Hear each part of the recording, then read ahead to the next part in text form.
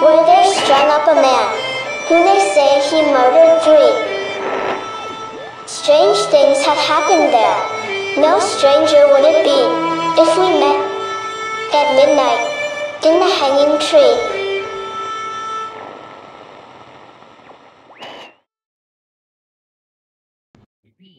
Welcome to the show. I'm your host, Chris James. You would think, with as much coffee as I drink, my skin would be a bit darker. It should be seeping out through my pores. I have traces of blood in my coffee system. If you drink coffee the way I do, and you only want the best, swing by Organic Man Coffee Trike, 4501 McPherson, and see if you can consume nearly as much as I do. If you can't get there from there, wherever there is, go to organicmancoffeetrike.shop. And if you need your bike fixed, swing by Border Town Bicycles, 313 West Village Boulevard, 4B. There used to be a gun store there, so the building looks a bit intimidating, but it's a good bike shop. Joe used to be the manager at Pro Bikes, but since we no longer have Michael Doyle around, we'll just drive a couple of blocks further north, just past Pro Bikes, and you'll find Border Town Bikes. Throughout history, there are stories about encounters with beings that were half man, half something else. Some were fish people. They looked human, but with lower half of a fish. Makes me wonder, if it's a half fish, then why does the creature have flukes? That's where the tail fin is sideways. The fish, it's up and down. So are they actually half human, half fish? Or are they half human, half dolphin? Now, if that's the case, why do they have scales? Dolphins have skin. I did a show on mermaids back in February of 2024. I think I talked about mermaids enough then, so I'll not be going into that one. I read some accounts about something that was half human, half snake, but I could only find long ago legends. I couldn't find anything more recent, so we're not going to go into the half man, half snakes. There are things out there in our world that people have seen that are human like, but not human. If they're demons, they're doing a horrible job trying to entice folks to join them. If they're from some other dimension, they need to go back home now. 3 men were driving from Flagstaff to Loop late one night. The trip was uneventful until they were halfway down a long, winding slope. Up ahead, the driver saw what he thought was a horse standing on the side of the road. It's not the kind of thing you want to plow into. You hit a horse with a car, well, the horse might get damaged, but your car is definitely going to get damaged. As the car got closer to the horse, it began to look odd. It didn't look right. The body was okay, but the head was too high up, and it had appendages sticking out on either side. The driver pointed out this weird horse to the others, and they all watched as a centaur came into view. It looked to be about 7 or 8 feet tall to the top of its head. The head was covered in long, dark hair. It was holding a huge wooden club in one hand. The man driving was so fascinated and disturbed by seeing this mythical creature that he accidentally ran off the road and flipped the vehicle. The 3 men were able to crawl from the now upside down car, and they had to look around to make sure that beast wasn't anywhere around. It was no longer in sight. They called 911 to report the accident, but nobody was willing to tell the police or the ambulance crew what they had seen.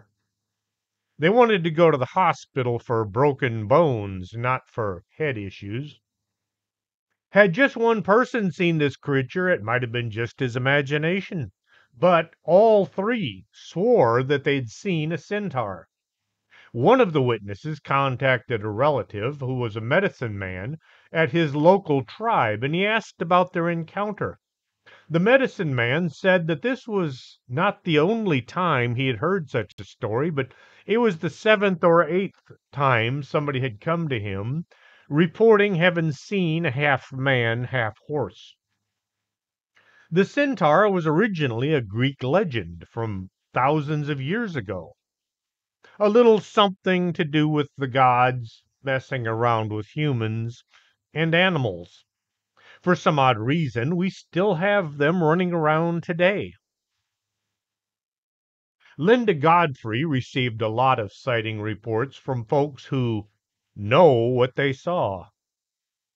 They uh they would call her or they would write to her and tell her some fascinating stories, and Linda took down the information, talked about it on podcasts, and she wrote several books about it. She was on the show several times in the past. I have all of her books, including God Johnson. It's the only fiction story she ever wrote, and I asked her about it. She said she was writing a sequel, but I guess we'll never get that one. In story number one, Linda said she had received a report from a woman whose coworker had urged her to call after she had told her about this weird encounter that her and some friends and family had had when she was a child. It occurred on the outskirts of southern Richmond, Virginia. Back in 1966, the caller was 8 years old. She and her friend, along with a few younger siblings, had snuck out to play in a nearby park and rec center at dusk one summer night. There was a creek running through the park, and the group followed a path from their apartment building through a wooded section that opened up into the play area. The children had been there only a short time when they heard a sound she described as being between a movie style ghost like moan and the whinny of a horse. They'd often heard this same thing while inside their apartment. Her parents had always said that it was just something coming from the local trucking company, but the trucks were only active in the daytime, and they always heard these weird sounds at night. She looked around and she saw a tall, dark figure watching her from about a block away. It looked human from the top of its head to the lower half of its torso. The rest was that of a horse. It was too dark to see the face, but she didn't really see any ears on either side of the head. But there was a lot of hair, and it was shaggy and very messy looking. It didn't look like the smooth mane of a horse. She knew that once no human could imitate the thin legs and the hooves of this creature. There's no way anyone could put on a costume and look like this thing. This was not somebody dressed up. This was the real thing. It was a real live, breathing centaur. As soon as the beast noticed that she was watching it, it began to run towards her. The human arms held in a bent position with the elbows slightly out at the sides. She shrieked, grabbed her 4-year-old brother, and the whole group began running for the tree line with this creature in hot pursuit. The sound of horse hooves were gaining on them as they ran. When they reached the trees that marked the edge of the park, she turned around to see where the creature was. The thing had stopped about a half a block away. Its hindquarters were visible as the beast stood there looking at her. She estimated it stood about 7 to 8 feet tall. The kids continued along the path back to their homes. Their parents didn't believe them, but she says her and her friends and her brother would talk about this sighting for the rest of their lives. She added that she was not one to believe in ghosts or UFOs or cryptids up until that night. Story number two was around 1970 in Arizona. Somewhere between Sierra Vista and Benson, two men were driving along Highway 90. They were forced to stop when their car engine suddenly quit. They both got out to take a look. When there was no obvious solution, they both sat back in the car to try to come up with a plan for what to do next. Now, there were no such things as cell phones back then. There was a sound coming from behind. It sounded like a horse running along the pavement, and it was coming towards them. Both men turned to look. Behind the car, they could see a half man, half horse rearing up on its hind legs, and then it brought its hooves down on the trunk of the car, smashing as hard as it could. Both men were a bit freaked out, being attacked by a centaur. The passenger started screaming for the driver to do something. Well, it was his car, and he was sitting behind the wheel. The driver stuck the key back in the ignition and turned it, just praying that the engine would kick over, and surprisingly, it did. The engine fired up, he put it in drive, and they hauled out of there as fast as they could go. When he got home, he told his parents what had happened, and well, they weren't exactly that sure that what he was seeing was a real thing. His mother said, "What were you doing that caused the devil to send you a demon?" She thought that this was some kind of a spirit entity. They did notice that the trunk of the car had hoof marks all over it. Linda's number three story was from a woman and her son driving on a mountain pass in the western U.S. The woman said that this happened on the summit of Bridge Creek between Inchalum and Nespelem, Washington. It is on the Colville Arrow Lakes Tribal Reservation. The woman had been told by the village elder that there had been sightings of a deer man near Nespelem. The elders say when he is seen, it's a sign that the person is going to die. She said she didn't know of anyone who had seen the deer man, but she'd heard stories. Her and her son spotted a large herd of elk on the side of the road. The elk in the middle of the herd was half man, half elk, or it was a deer man. The man part was very ugly. He had ratty black hair and a bare chest. It was only visible for a few seconds, but it was long enough that they both looked at each other and said, "Did you just see that?" Elk are much bigger than deer, and it was unusual to hear of such a creature traveling with a group of ordinary animals. Linda is greatly missed in the cryptid community. Her books are still available, and they're well worth reading. Maryland's Goat Man was first spotted in 1957. Some people said that they had seen a giant hairy monster in Forestville and Upper Marlboro. I tried finding out more on these first reports, but even in my vast library back here, I couldn't find a whole lot. What I did find was a bit odd. The reports of a gorilla like beast roaming Prince George County was scaring the residents. Somehow it went from being a gorilla like creature to being a goat man. There was no explanation how that happened. After an extensive search was launched for what some were calling the abominable phantom, men armed with shotguns and rifles which was made up of the Marlborough Fire Department and a group of area hunters, combed the woods, but they were never able to find the creature. One widely accepted origin story ties the goat man to a Dr. Stephen Fletcher, a scientist at the U.S. Department of Agriculture's Beltsville Agricultural Research Center. That's quite a mouthful. Fletcher's twisted ambition led him to attempt to fuse human and animal DNA. Choosing goats as his subject, the scientist endeavored to combine goats and humans. Instead of achieving a scientific marvel, he inadvertently transformed himself into a violent hybrid now known as the Goat Man.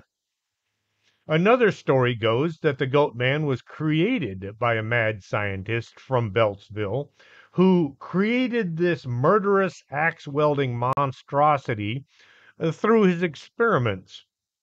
The reports from Prince George County residents further detail an animal like creature that walks on its hind legs and is seen carrying a huge axe in and around the old research center. You see, I'm not the only person that has issues with the boys in the white lab coats. October 27th, 1971, an article in the Maryland Prince George County News said that the Goat Man was once more haunting the woods in the area around Fletchertown. The Goat Man is said to jump onto car hoods and attack the drivers. The Goat Man is described as a towering bipedal creature, half human, half goat. His upper body is that of a muscular man, with goat horns protruding from his head. Below, he has furry hind legs and hooves of a goat. Eyewitnesses from the 1970s said that they confronted a massive hairy entity that stood about 6 feet tall, walked upright. This creature sometimes uh, demonstrated the agility to swiftly run on all fours. It would drop down on its hands and legs and run that way. The Goat Man displayed eerie abilities, ranging from being shape shifting and possessing superhuman strength. He was also seen carrying an axe on many occasions.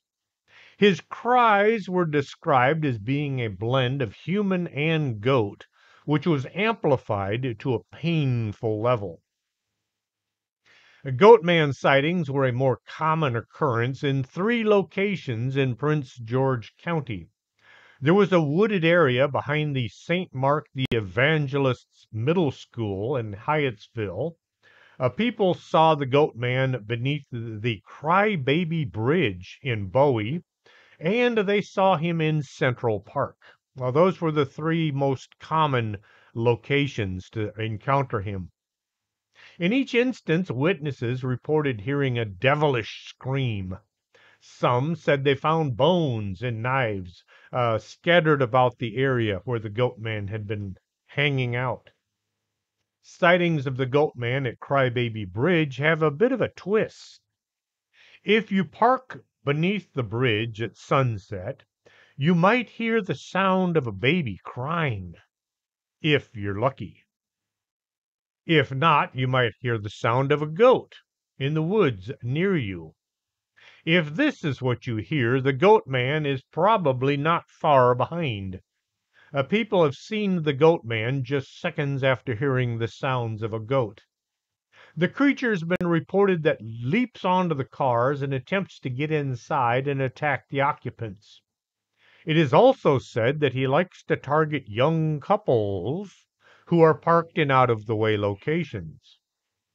They also say that he will haul off people's pets, break into homes, and drag the victims off into the woods, never to be seen again.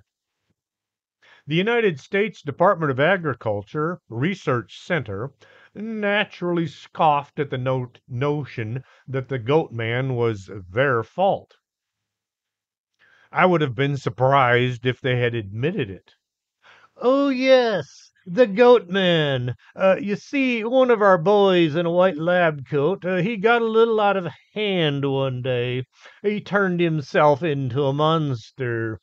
If you'll just fill out this form, the government will be more than happy to pay for any damages caused by our farmer employee. Maryland is not the only state where locals speak of the goat man. We have one here in Texas that has been seen along the Sabine River. The Lake Worth monster was also described as looking like half man, half goat. I believe I went into some detail about both of these creatures in the past. Monsters of Texas, I think it was. The water-furred sheep man is a cryptid that terrorizes the small rural town of Waterford, Pennsylvania, back in the early 70s.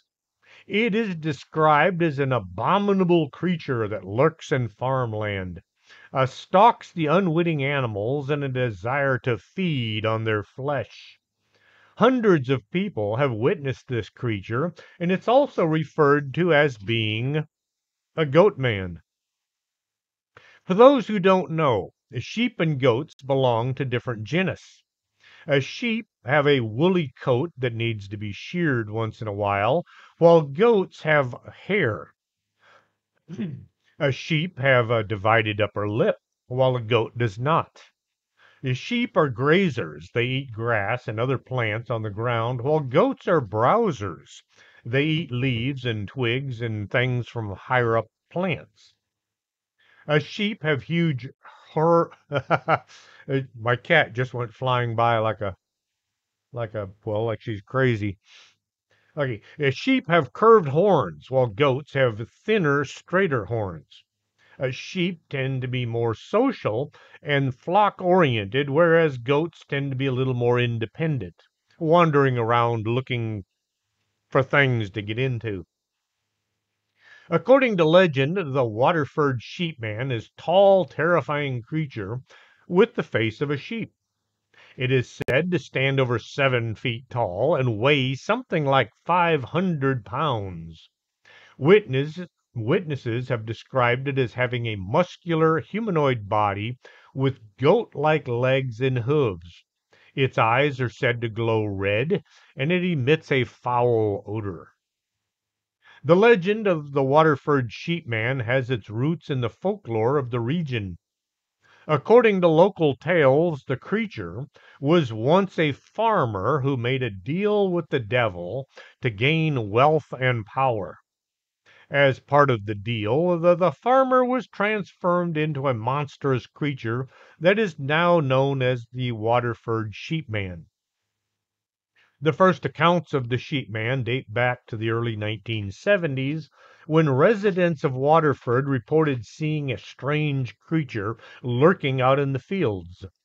The creature was about 7 feet tall with a muscular build and the face of a sheep. It also had glowing red eyes and sharp claws. Sheep and goats do not have claws, but then they don't eat people either. The sheep man can jump over high fences and outrun most animals, as well as people. The goat man is said to have a goat like head and shaggy fur. Its body is typically described as being more human like in shape. The sheep man is said to have a more animalistic appearance with a heavily muscled body and powerful limbs.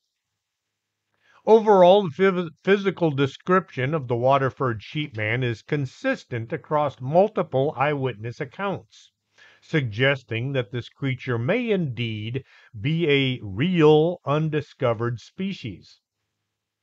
Too many folks get all caught up in minor details when trying to classify a cryptid.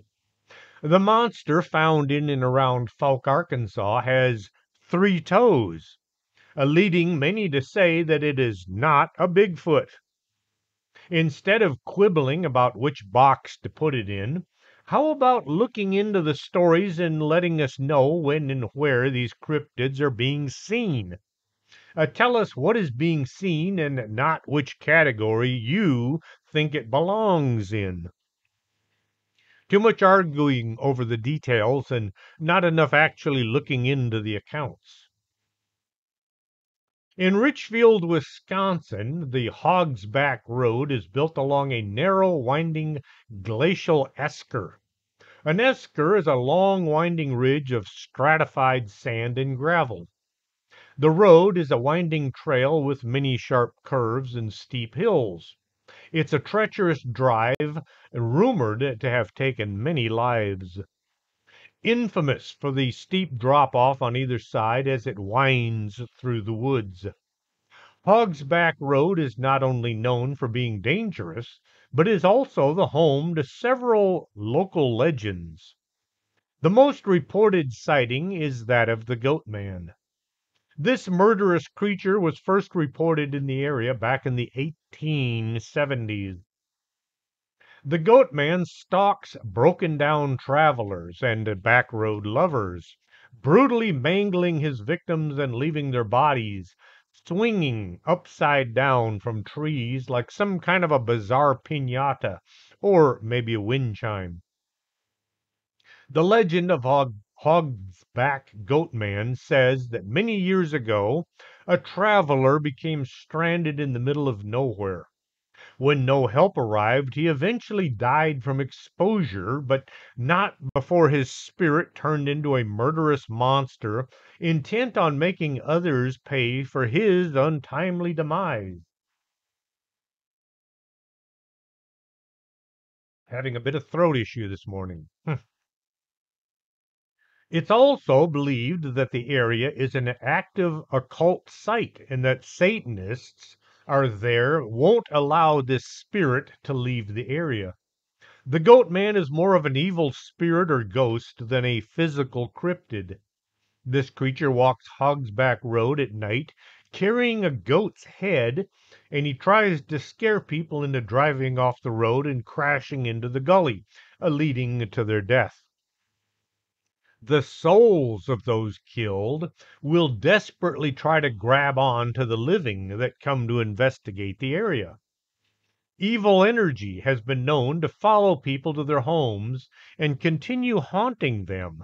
That is, anyone that goes into the area to look for things. According to another story in 1870s, a newlywed couple were traveling on Hog's Back Road late at night. Their wagon broke down, leaving them stranded. The man left to seek help from many nearby farms. His bride huddled in the wagon, waiting for his return. As she waited, she saw a creature covered in red hair, with horns growing from its head, and the face of a goat. It didn't come close to her, but just seeing it walking through the woods was enough to terrify her. When daylight arrived, the young woman decided that she had best walk to a nearby farmhouse. On the road, my cat just on the road, she found hoof prints, huge hoof prints. The prints led right up to the dead body of her husband. A Bigfoot or some other tall, hairy creature may also be a resident of the Hogs Back Road area. In 2006, a large bear-like animal with canine characteristics drug a dead deer from the back of a county contractor's pickup truck. The authorities recorded the encounter as a Yeti sighting. They started a minor media frenzy. Following the Bigfoot clamor, numerous eyewitnesses came forward with sightings of various strange animals, ranging in description from dogman to bear-wolf hybrid creatures. Some people will, while they're on Hog's Back Road, get the feeling of being watched by something hidden in the trees, something not necessarily friendly. To be called a goat man, it doesn't have to be related to any kind of a farm animal. Any huge monster with goat like or sheep like horns that walks on two legs is going to be called something that it is easily associated with. You get these boys in the white lab coats that they always like to haul out and try to explain away these sightings. And, oh, there's no way that a human and a goat can possibly be crossed. The DNA is totally different. It can't happen. I have never in my life believed that a goat man or a sheep man was half man, half goat. I've always believed that it is something else, something that we don't understand. But I don't wear a white lab coat. What do I know? A church in Cornwall is the home to a half man, half owl creature, what has been terrifying locals and visitors to the area since the 1920s. St. Maunan and St. Stephen's Church is located about a mile from the village of Maunan Smith. According to Cornish folklore, it has been haunted by a human-sized owl with huge wings, long claws, and glowing eyes. It is known as the Owl Man of Maunan Smith. More recently sightings, the Owl Man has been reported as try that again. He has been seen in the area more recently. In April 1976, two teenage girls on holiday with their parents were visiting the village. So they went for a walk just to look at the old church. On top of the church steeple, they saw what was described as a terrifying bird man with huge wings and feathers. For some odd reason, my cats just have to choose this time of the day to perform their antics. They were so scared by the sighting that their father decided that that was the end of that vacation trip, and they left the town. In July of the same year, two 14-year-old girls decided to go camping in the area. They spotted a giant human-sized owl with glowing eyes. These reports made national headlines. The Owl Man was quickly branded as being a hoax when people began to say that all the reports could be traced back to one man, a magician and paranormal researcher named Tony Doc Shields. At the time, Shields was having a moment of glory, taking part in a project to invoke monsters. He also saw the Loch Ness Monster and was able to take some pictures of it. A few years after the Owlman sightings began, Shields moved away to Ireland. Since then, several sightings of the creature have been reported. A ghost hunter from Foulmouth said that he spotted the Owlman and his friend was attacked by it. The two men were doing an investigation in the grounds around the church. They discovered there were ley lines running under the building, and they were using EMF detectors in order to ask questions. You can only get yes or no answers when using an EMF detector, but it's a way of doing it. They were getting some answers to their questions when something huge came swooping down from above. It looked like a human-sized owl with horns. The EMF detectors began to go wild as the creature approached. The second investigator wound up getting scratched along both arms from this beast. Neither man was able to get any pictures of it because during the attack, both their cameras were broken. The 13th century church is surrounded by a yard which has a whole lot of graves in it. The back door to the church shows hand marks, as if somebody was trying to beat their way into the building, as if to escape some creature, maybe the Owl Man himself. That's what the locals will tell you. Few of the folks living in town know a whole lot of details about the creature. Those that are willing to talk about it don't know a whole lot, and the rest of them don't want to talk about it because it's kind of like the same thing as the Navajo with the skinwalkers. If you mention their names, you might attract their attention to you and your family. Those that do talk about the Owl Man, well, either they're not afraid of it or they don't believe in it, but some of the locals, they just don't know any of the details. October 2015, two men decided to go for a late night hike in Pikes Peak, Colorado. The two were quite well acquainted with the trails and they figured it should be an uneventful trip. On the side of the trail, back in the trees, they spotted a human figure crouching in the brush. It looked as if this person was watching them. When encountering others along a trail, most people will walk along and they'll wave at you. They'll say a few friendly words, something of encouragement. Whenever somebody starts hiding on the side of a trail, well, that usually makes them suspect of some kind of nasty intentions. They're going to be suspicious until proven otherwise. The figure, acting in the odd way, drew more attention to himself than had he been just standing there. The two hikers both focused in on him, pointing their lights in his direction to see what might happen next. A little paranoia is always a good thing. The figure was man-like in appearance and gaunt to the point of infirmity. It had dark eyes and it seemed to be covered from head to foot in hair. The figure's most startling attribute were two deer-like antlers sticking out from the sides of its head. Seeing this bizarre sight, both men just stared at the figure as it turned and slipped back into the trees.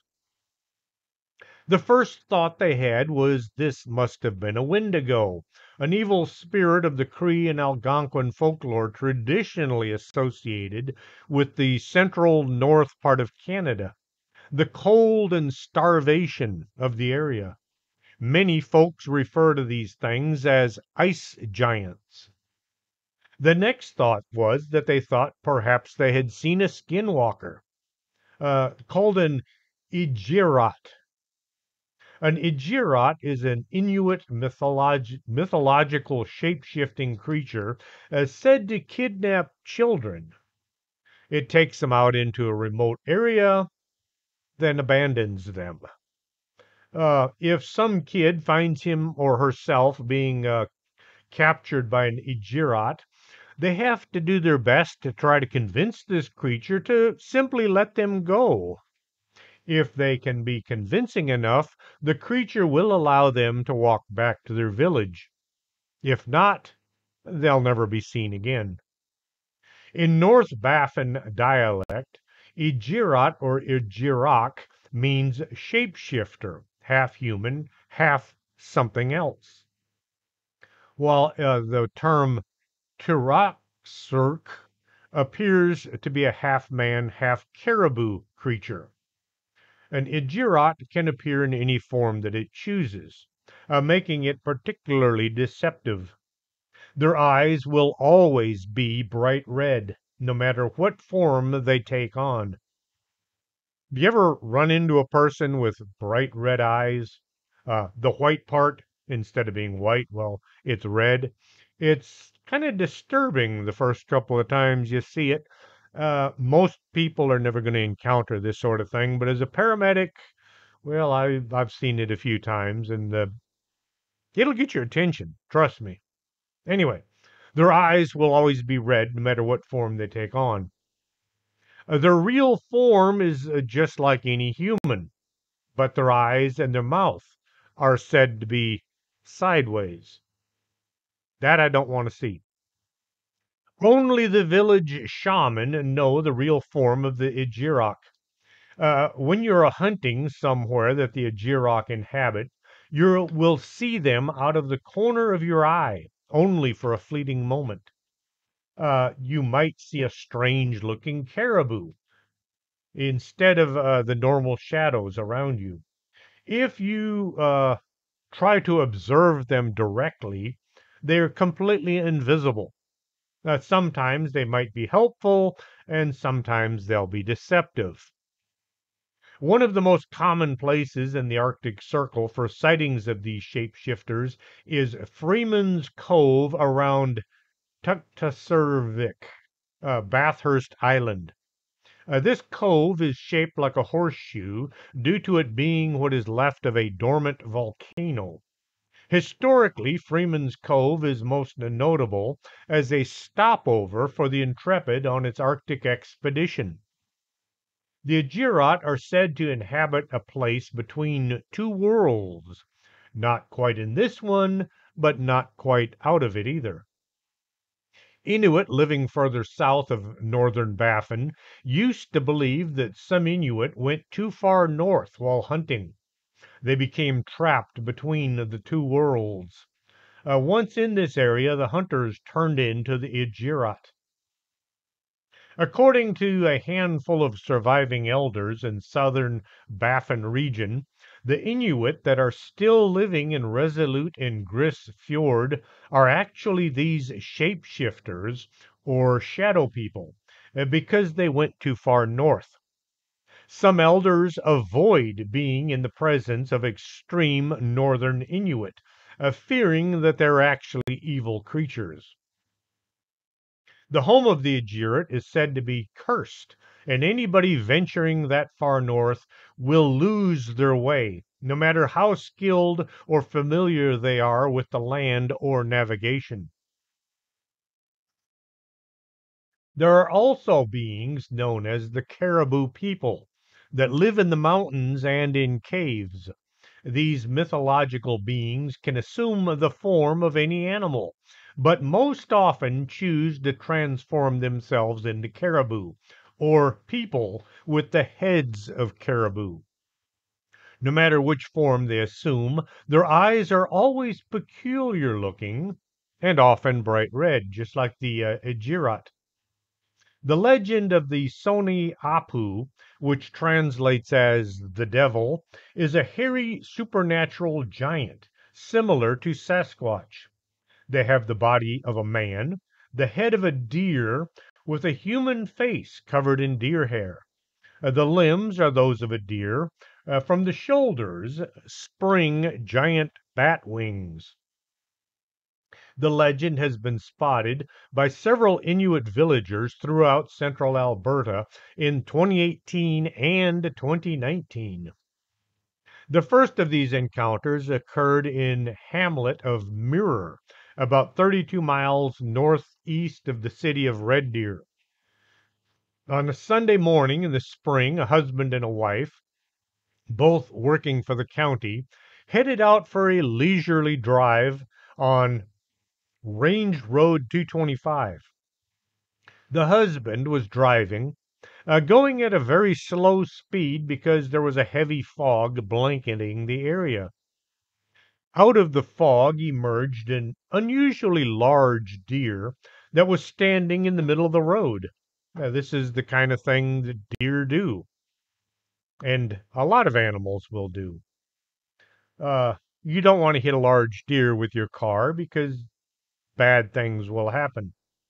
The deer didn't seem to be ready to leave, so the couple just sat there and waited. They were both very surprised when suddenly the deer stood up on its back legs before walking off of the road. For those of you unfamiliar with deer, they aren't built to walk on their hind legs. They can rear up when fighting, but there's too much mass to maintain this position. Watching this deer walk was just too bizarre, too unnatural and frightening. The deer simply sauntered away into the thick fog.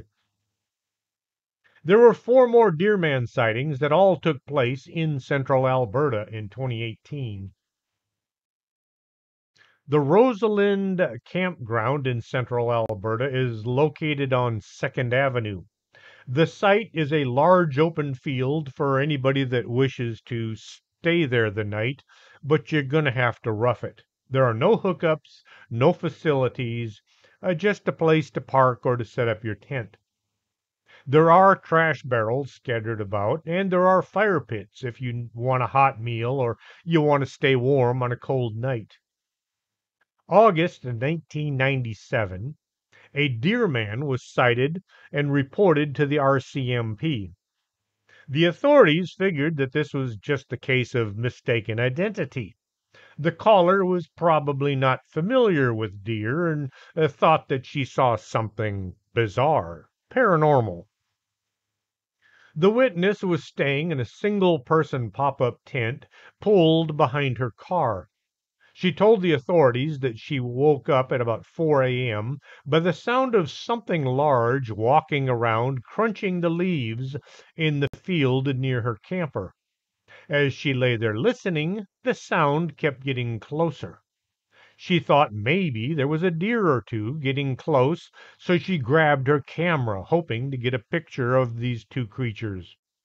Instead of seeing a couple of deer, what she saw was a deer man. As her eyes focused on the creature, it stopped walking and looked right back at her. The creature looked like a human mixed with a deer, and it was walking on two legs. Its eyes looked like they belonged to the dead. She was so amazed by what she was seeing, she completely forgot about her camera. It gave her a once over before it turned and walked off into the trees. Since that sighting, groups of people have been trying to catch a glimpse of the deer man. When they do see something, it is so quick they don't have time to click a photo before the thing is gone. Deer men have been seen all over the country. Here in the U.S., they are sometimes referred to as being not deer. My nephew John should pay attention to this next one. It's right up there where he lives. This took place in Roanoke, Virginia in 2022. A young man had stayed at school late to watch a basketball game. Once finished, he was to be picked up by his dad in front of the church nearby. The game finished, and he walked out a few blocks to the church to wait. As he stood there, he spotted a human-looking shadow in the trees close to where he was standing. Not wanting to have his picture on a milk carton, he moved to the other side of the building to wait in the parking lot. The lot was surrounded by trees on three sides. Some movement in the trees caught his attention. He glanced over and he spotted a couple of deer. They were slowly working their way out of the trees as if looking for that elusive greener grass. Some folks don't know this, but deer can be dangerous. Those antlers aren't just there for decoration. They're pointy and painful when poked through your skin. A lot of people are injured and killed each year by deer. Knowing about the local wildlife, the young man moved away from where these deer were heading. As the deer got farther away from the trees, one looked to be limping. Now, more curious than cautious, the boy moved back in their direction for a better look. When he got within 20 feet or so of the deer, he stopped. He was suddenly frozen and terrified at the same time. What he was looking at were not deer. Their heads were the wrong size and shape. Their skin was all patchy, and it looked as if there was human skin between the patches of fur. The deer skin looked as if it was held in place by stitches. Both not deer looked in his direction before they slowly stood up on their back legs. As they both began charging towards him, well, the boy did the smart thing and he turned and ran. He let out with a few screams as he went, which got his dad's attention. He had just driven up out front. Hearing the cries for help, the dad drove to the back lot just as his son came tearing out the driveway. Jumping in, the boy simply yelled, "Go!" His dad didn't have any idea what was chasing his son, but he put it in gear and he gave it the gas. It took several minutes and many glances back before the boy was able to tell his dad about being chased by these two not deer. Once home, he recounted his terrifying encounter. His folks listened. They didn't act as if he was mistaken. They didn't try to explain the sighting away. His dad sat there for a few minutes before saying, one time many years ago, he had been out hunting with his brother when he encountered a knot deer as well. A few miles northeast from Roanoke is Waynesboro, Virginia. A man with a motorcycle used to ride through the state park on occasion just for something to do. Usually he did this in the daytime, but on occasion he liked to do it at night as well. Riding through a park at night is a bit more dangerous due to things like bear and deer and skunks. I'd rather run into a bear than a skunk. You show up at the ER minus one arm, well, you have a story to tell. You show up at the ER smelling like a skunk, un skunk de pew, and nobody's going to want to talk to you, let alone listen to what you have to say. Why did Pepe Le Pew get canceled? Now, that makes no sense. Just because he was a womanizing animal. People these days. Late one moonlit night, the guy decided to jump on his two-wheeler and go through the park and see what he might see. It was about 11 p.m. As he motored along, he looked for anything of interest. Most of the campers had gone to bed, and the rangers, well, they were somewhere else doing something else. There's nothing wrong with going through a state park at night as long as you paid your entrance fee. As he was cruising along, he began to get an uneasy feeling, as if something bad was about to come his way. He had been in the military, and he knew to pay attention to his sixth sense. When you get a feeling that something bad is about to happen, that's when you want to be on your toes. You don't want to just relax and say, it's just my imagination. People that do that usually discover how wrong they can be. He stopped to stretch his legs. Sitting on a motorcycle for several hours can be a bit hard on a particular part of your anatomy. He stopped to stretch his legs and turn the engine off, and it got really quiet. If you've ever been in the woods in the middle of the night, usually there's animal sounds, birds and insects and things, but it was dead quiet. This put him on edge just a little more. It was the kind of quiet just before the scary music starts in a horror movie. Well, there was no music, but he did have that feeling of the hair on the back of his neck standing up. Someone was watching him. He knew it like he knew his own name. The feeling was strong, and it was getting stronger. Not wanting to draw any more attention to himself, instead of firing up his bike, he sat down on a log to watch the woods around him. After sitting quietly for several minutes, he heard something big moving around in the brush. Maybe more than one big thing. As the sounds were moving in his direction, he decided that, yes, it was time to go. He got back in the saddle and fired up the engine. He'd had enough of the park, so he turned his sights on the exit. That's when he saw it. The thing from a nightmare. It looked like what a person might draw of a deer who had never seen a deer before in their life. The thing was way too big to begin with. The eyes looked all wrong. The creature had no antlers, but it was that time of the year when deer shed their antlers. The head looked more like it belonged on a cow than a deer. The body was the wrong shape, and the legs were way too long. The chest was wider than it should have been.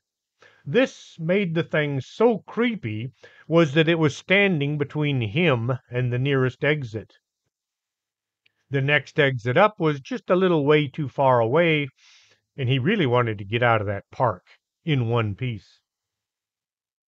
Well, not being able to head to the exit, he tried flashing his headlight at the deer, or the not deer, to get it to go back into the woods.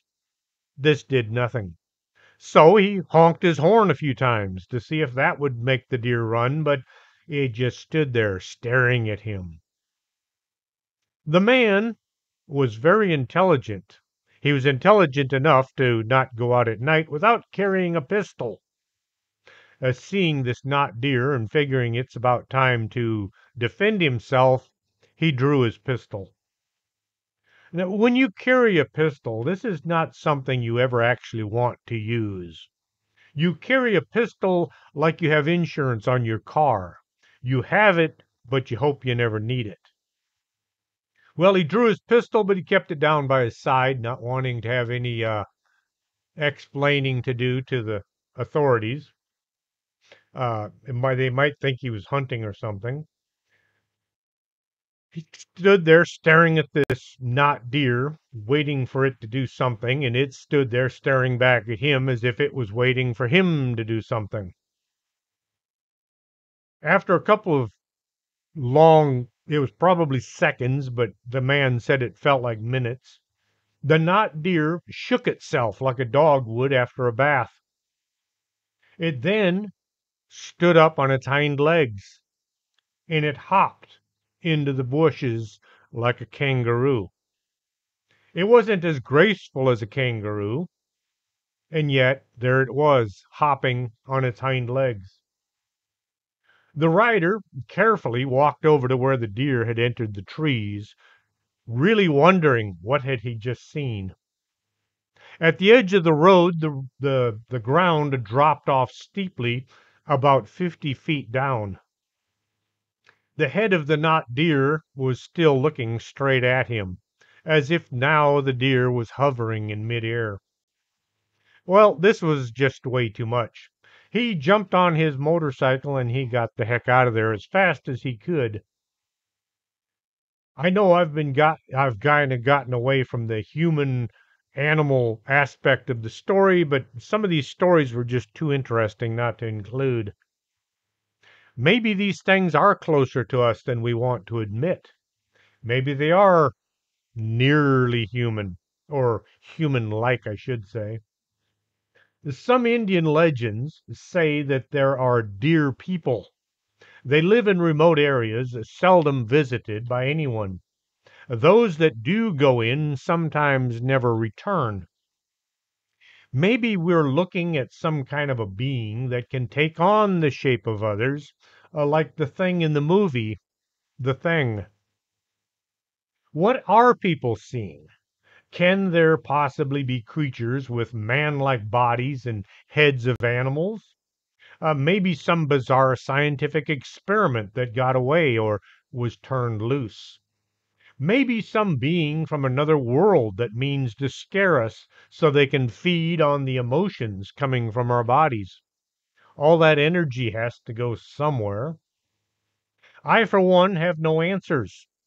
I have a lot of questions, and I have my own theories as to what these things are, but I can't say that I actually know, and anybody that does, well, they're probably full of themselves. Is there a race of creatures living out there in the woods that are half deer, half human? Are there beings running around at night that are half goat, half human? Or are these just something that looks like it's half human, half animal? Something from another dimension that has stepped through a portal? Something from another dimension that shouldn't be on our planet but is? Hope I didn't scare anybody too bad into not wanting to go camping or hiking in the woods at night. But if you do, you might want to carry something a little more potent than a flashlight. Remember, it's better to have something and not need it than to need something and not have it. If you enjoyed the show, tell your friends, tell your neighbors, tell people you don't even know or like that they should be listening to Strange Things with Chris James. If you have a good, interesting story that you'd like to see in print or you'd like to share on the show, you can contact me at strangethings@arkanasa.com. And if you like the show, but you're listening to me on one of the many platforms that only has a few dozen of the programs, you can find the archives at iHeartRadio in the podcast section. Until next Saturday, this is Chris James for Strange Things.